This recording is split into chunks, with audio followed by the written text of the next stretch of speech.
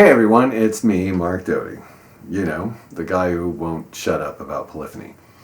So I'm here to continue to not shut up about polyphony because I really need to address this thing that's going on. Okay, so Behringer released what they call the Poly D, and it is a D synthesizer where you can individually play the oscillators as polyphony.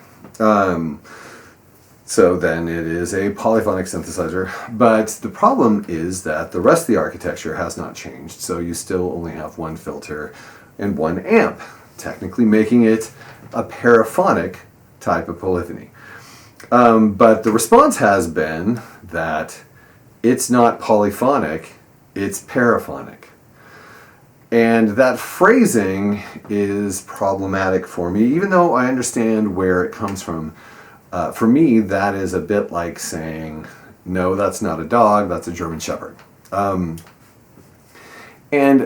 if you'd like to spend the next 2 hours watching a documentary on the entire history of polyphony that I've created, please look for it on my channel, where I address every single development that led to polyphony, how that development took place, what the terminology meant, how people responded to it, etc., etc., etc.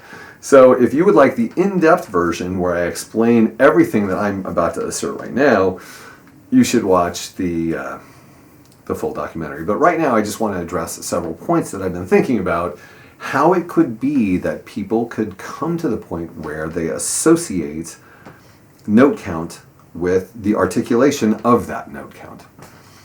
Because the synthesizer is not limited to one type of articulation. The synthesizer has historically had multiple types of articulation, and not one of them is more real than the other, although one has been more desired than the other at times. But we'll talk about that. Okay, so what I really want to do is I want to examine a number of reasons why someone would come to the point where they would think that polyphony was dependent on a specific type of articulation when it is not. And there are many good reasons. So let's dive right into them immediately.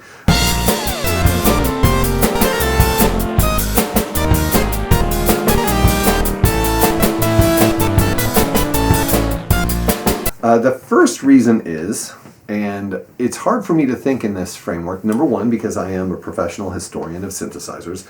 I think of the whole overarching history of synthesizers when I make generalizations about synthesizers. However, I am in a rare field, and also I'm very old. So I don't often think of the time frame and the cultural moment that is now. And so people, young people, don't have the context to sort of understand the overarching development arc of polyphony and synthesizers. For the last at least 20 years, probably going all the way back to 1983 with the DX7, most synthesizers, almost all synthesizers, have been polyphonic, and they've all had individual articulation of that polyphony. So it's not unreasonable that these people, someone who was born, in 1983 or later, they've spent their whole life within a structure that is polyphonic synthesizers are fully articulated. So it makes perfect sense that people would generally have that idea that, polyphonic synthesizers have, going back to the beginning, always been individually articulated per note. But here's the thing, though. They haven't. There were a number of other articulative structures that happened at the same time as full articulation, and in fact, full articulation often took a back seat to them because full articulation was too expensive at the time. So you might say, well, those were developmental times, and now it's different. But we are now fishing back in those developmental times and making synthesizers that are like the synthesizers back there in the 70s. So now we have these articulative structures again, right here with full articulation. So we can't say that one of them is more real or more accurate in regard to polyphony, because there are many different ways that we can get articulative outcomes from polyphony that aren't just that every single note has a full articulative structure. So that is the first thing that made me think, okay, I can kind of see why people would think that.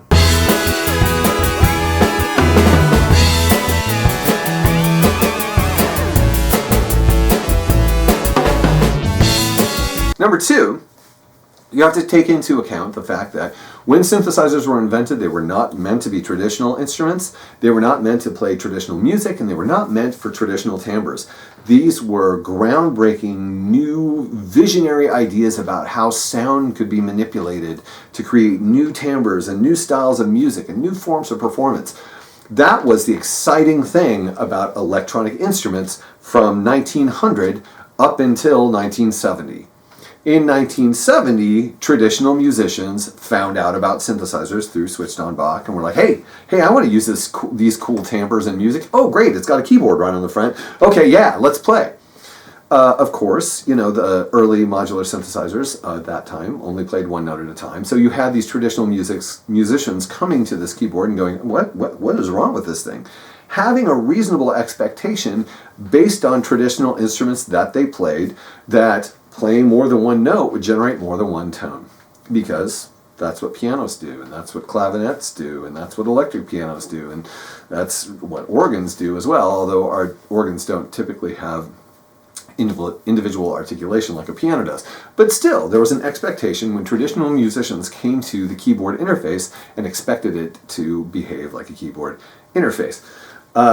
So this was a problem, and this problem led to some of the articulative structures, because the first modern polyphonic synthesizer had an articulative structure that we would now define as paraphonic. It was 1973, and it was Dave Luce who came up with the Apollo, which was basically a top octave divide synthesizer, fully polyphonic, but it only had one articulative structure of a filter and an amp.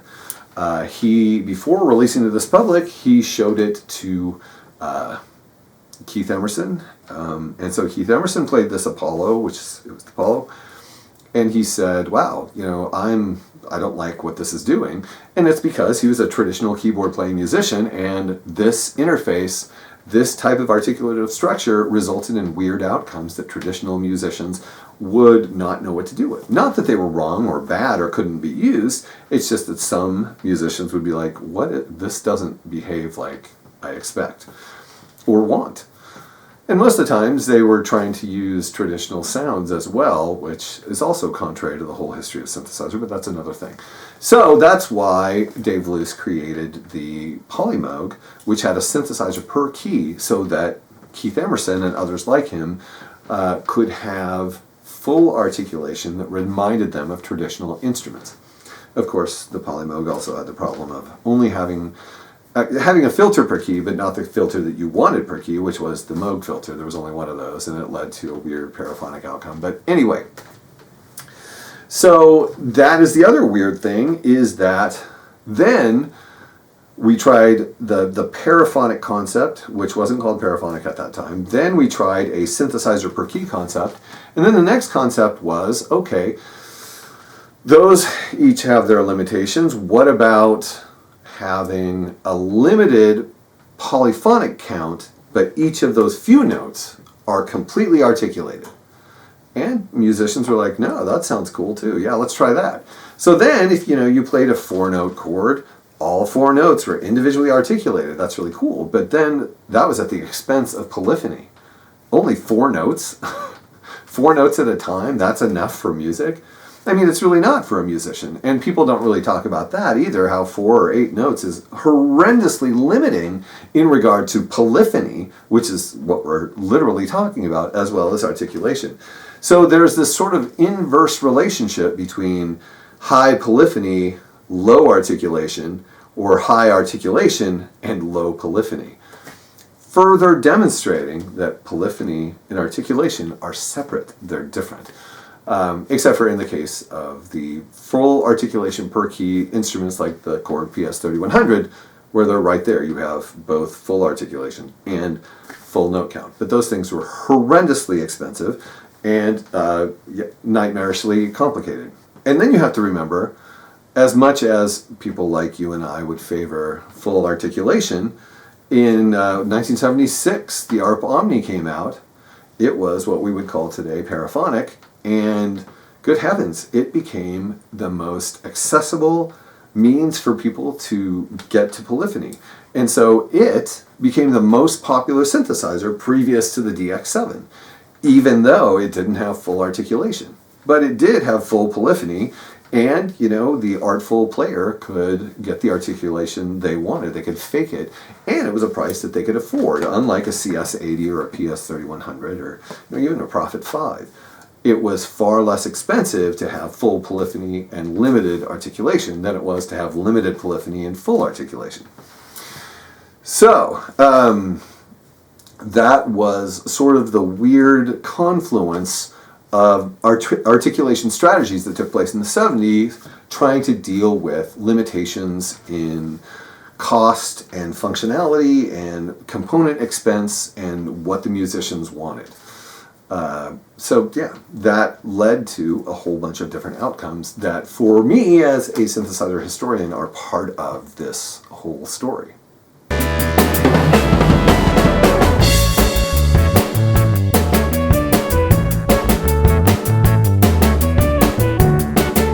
So then, some of us, you know, there was the end of the 80s, there was the DX7 came out, everything went crazy, and then digital synthesizers suddenly became viable. All of them had full articulation, and they got huger and huger, Mark? They got more and more polyphony, 64-note polyphony, every single note completely articulated. Some of us really missed the vintage sounds of synthesizers in the 70s, primarily Gen X people like me, went crazy for trying to get back to the synthesizers we heard in our youth in the 70s. So in the 90s, we were focusing on the synthesizers of the 70s, whereas all synthesizers that were being produced were highly digital, super powerful, doing this, that, and the other thing. And we're like, gosh, I really want one of those weird sounding old polyphonic synthesizers that used, you know, electrons and not data. So in 1995, we all got really excited about vintage synths, and it sort of caught on and became a thing. Fast forward to 2002 when Bob Moog released the Voyager, sort of bringing the analog synthesizer back, and then Dave Smith came out with one, and then by 2011, you know, Arturia had the Mini Brute, and then, you know, analog synthesizers. There was also, you know, Eurorack was using analog, synthesizers.com. I mean, analog made its reappearance. Now, the problem was that people like me and people then younger than me were looking for synthesizers that were vintage synthesizers or were like vintage synthesizers. So companies that were making analog synthesizers suddenly came up against the fact that they wanted to design analog synthesizers, but, you know, this was a different culture than when these synthesizers originally occurred. So when Moog Music came out with the Sub 37, there was kind of an issue. People like me, who had been studying vintage synthesizers for many years, saw that it was emblazoned with the word paraphonic and got really excited because paraphonic synthesizers were synthesizers that had full polyphony and a single articulative structure. And I was like, wow, Mo, that's kind of risky because, you know, people are really used to full articulation, and you're going to make a modern product that's actually paraphonic. That's interesting. Good for you. However, turns out that what it was a synthesizer that had a low note priority contact strip, or basically it had low note priority and high note priority simultaneously, allowing two notes to occur at the same time. But there was not an articulative structure for each individual note, just one for both. Which is interesting because that architecture is exactly the architecture of the ARP Odyssey, which you can't see, and the Moog Sonic 6. So these synthesizers that came out in 1972, the term duophonic was literally coined to describe them. Synthesizers that could play two notes at a time that had a single articulative structure. That was duophonic. So I looked at the sub 37 and I'm like, this is duophonic. It's not paraphonic. Paraphonic is, that's a polyphonic synthesizer with a single articulative structure. This is a duophonic synthesizer with a single articulative structure. This should be called duophonic. I talked to Amos Gaines, actually publicly. You can see it on my Facebook page somewhere back in the past. And I said, what's going on with this? And he said, well, we wanted to make sure that people didn't think that both of those notes were articulated. And when you think about it, that's a fair concern because people aren't used to unarticulated notes these days because the last 20 years they've all been articulated. So they tried to mitigate against frustration by users by indicating, okay, this is not fully articulated. So they used paraphonic as a means of saying not fully articulated. This made things difficult for me because I'm like, no, the paraphonic has a meaning, a specific meaning, and so does duophonic, and you're blurring them and confusing them, which makes categorization on my part really challenging. So I was like, oh. And then Dave Smith came out with the Pro 2, and it has the ability to make all of its oscillators either a single note stacked or playable as 4 different notes, much like on the Poly D. And the button that you press to get that function is marked paraphonic. And I saw that and I'm like, oh gosh. But I've realized something that has led to, I think, a lot of this misconception. In addition to what happened with the Sub 37, a lot of these synthesizers now, the Pro 2 and the Matrix Brute and others, when you switch into a polyphonic mode, it says paraphonic. And I think that has led you, the general public, to say, oh, so when it goes polyphonic, it says paraphonic. So paraphonic must be different than polyphonic. And I think that's one of the major sources of this. But what you don't realize is that they didn't put paraphonic on there to distinguish between polyphonic and paraphonic. They put paraphonic on there saying, okay, this thing's about to go polyphonic, but when it does, we need you not to expect that each note is going to be individually articulated, because it won't be. It's actually not fully articulated, which is what they're trying to say with the paraphonic. It's not that they're saying paraphonic is different than polyphonic. It's saying that the type of polyphonic you're about to experience is paraphonic, and by that we mean not fully articulated, which is partially true and partially confusing. But the fact of the matter is, they're not saying that paraphonic is different than polyphonic. They're saying that the type of polyphonic is paraphonic, which is to say, of the multiple notes you can play, not all of them are fully articulated. Unfortunately, that's also wrong, because these synthesizers have the ability to articulate amplitude individually. They have the ability to articulate oscillator individually, and they have 2 filters, which you could articulate at least 2 at a time. Different sets of oscillators could go through individually articulated filters. So this is nothing like paraphonic. Paraphonic is only one articulative structure at all, which you also can do, but you can also come very, very close to full articulation.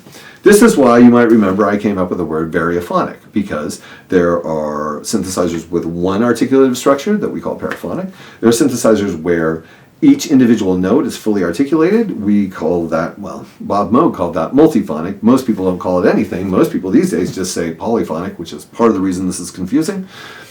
I came up with the word variophonic because these synthesizers like the Matrix Brute and the Pro 2 have multiple note polyphony, and they have varying articulative structures that are more than one articulative structure, but not quite enough to be full articulation. That's why the word variophonic fills the gap between those two things. We have the words that define how many notes can play. We have polyphonic for more than 2, we have duophonic for 2, and we have monophonic for 1. And then we have the articulative structures that can be applied to those in some ways, where we have multiphonic, where you have typically a lower oscillator count and full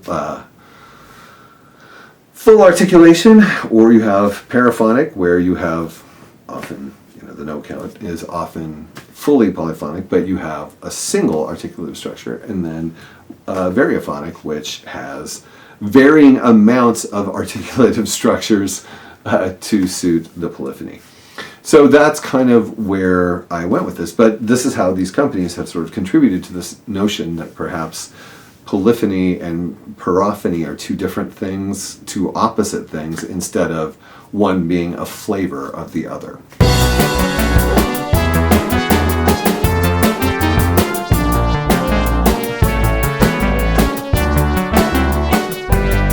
Another part of this that is really confusing is people look at words like polyphonic and monophonic and look at these roots that are in there, like poly and mono and phonic, and we go, oh, these are ancient Greek words.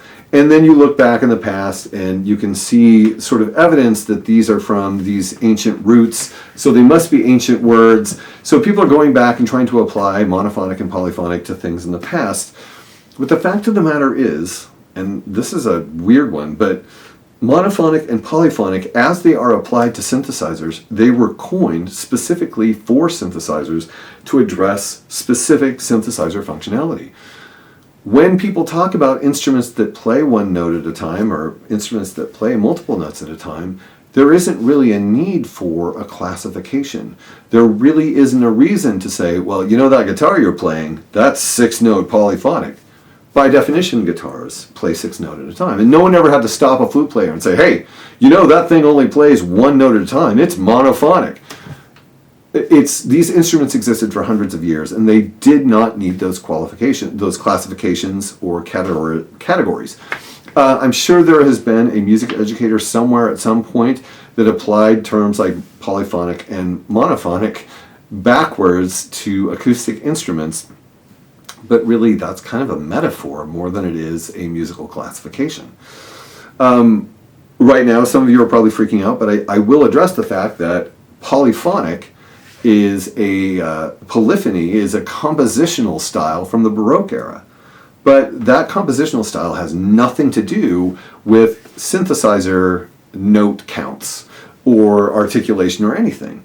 Polyphony from the Baroque era was a style of composition where multiple melodies were layered together, and the intersections of those melodies generated harmony, chordal structures, and whatever. And it's the basis for Western music, really, ultimately. But it really has nothing at all to do with synthesizer polyphony, and it's very upsetting that even Wikipedia, someone on Wikipedia is trying to act like because polyphony, the word existed in this other context, that they're somehow related, which is complete nonsense. But yeah, these are not ancient words. These are specific words that were designed to effectively address functionality in synthesizers. They don't need to be ancient, and they're not.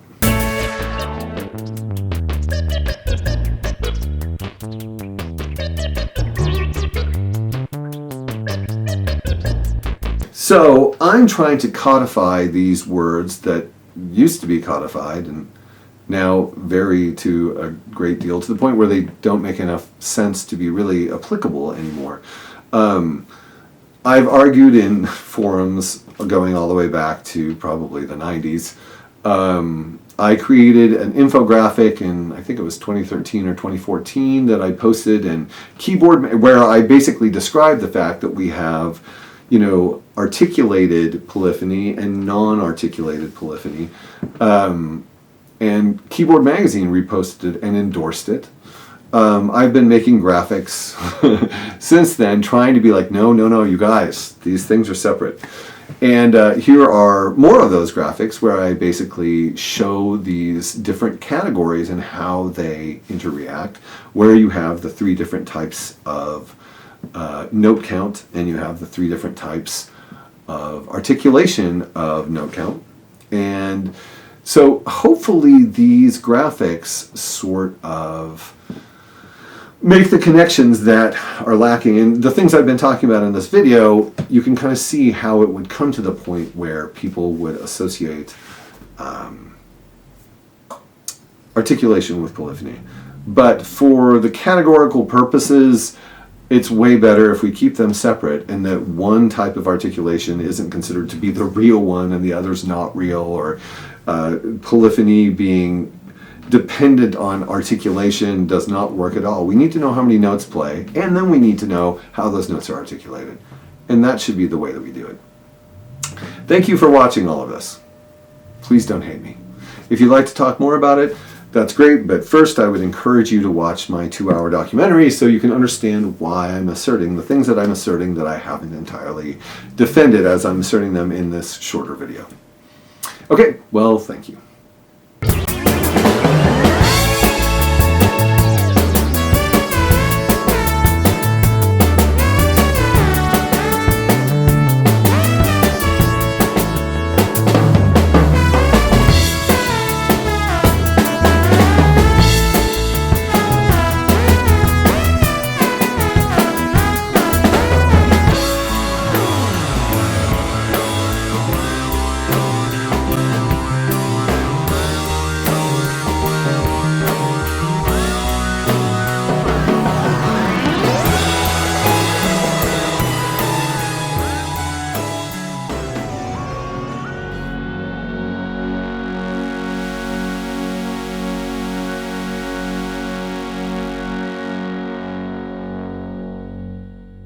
Please stop using Wikipedia to research synthesizers.